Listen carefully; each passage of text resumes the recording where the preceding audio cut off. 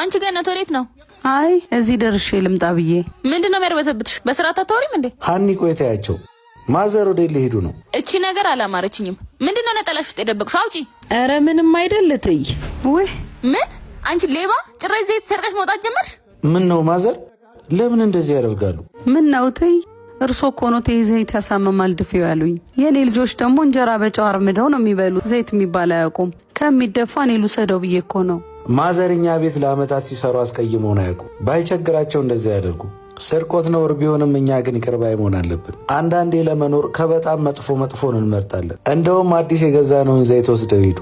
ደግሞ ያንን ያሉኝን ነገር አረሳውም። እሺ ጨፈጨፈነ ድርቅ አጣነ ነጣነ ቤተ ቅዱሳን ፈትለ ወርቅ ማርያም የእናቶች ገዳም በከባድ ንፋስና ዝናብ ምክንያት ቤተ መቅደሱ ፈርሶ ይገኛል።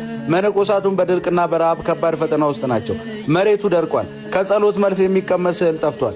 ለመነኮሳቱ ምግብና መሰረታዊ ፍላጎት ማሟላት በአቅማችን እንረባረብ። ለእኛም የእግዚአብሔር በረከትና የእመቤታችን ምልጃ ምክንያት ይሆነናል። ድጋፍ ለማድረግ በእነዚህ አካውንቶች ይጠቀሙ። የኔን ሚስት ፈጣሪ ለብቻ የሚሰጠኝ እንጂ ተወዳድሬ የማገኛት አይደለችም።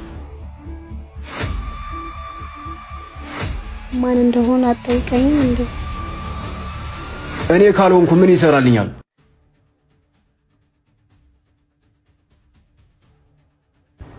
ሰን አንተ የምትወዳት አይነት ሴት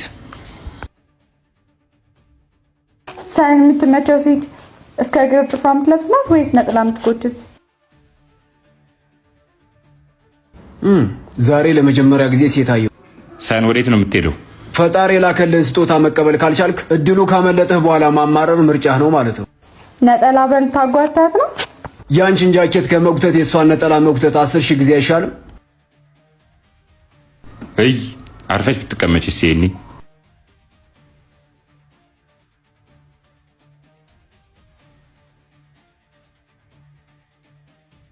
ሰላም ሰላም። እዛ ጋር ሁኜ ወደዚህ ስመለከት እሴት አየሁና መጣሁ። መቀመጥ እችላለሁ?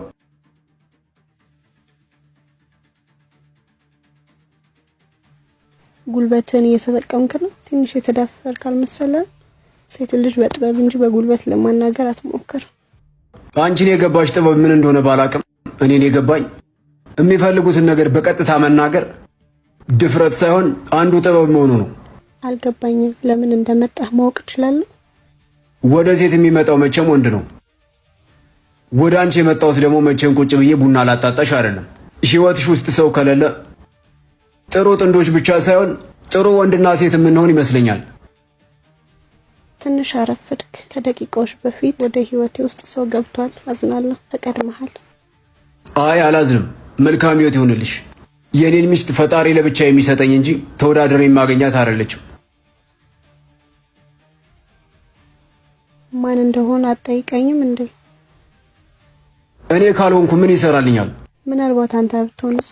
ከደቂቆች በፊት ካንተ ውጪ ወደኔ የመጣ ነበረ። ከመጣ አትሄድ።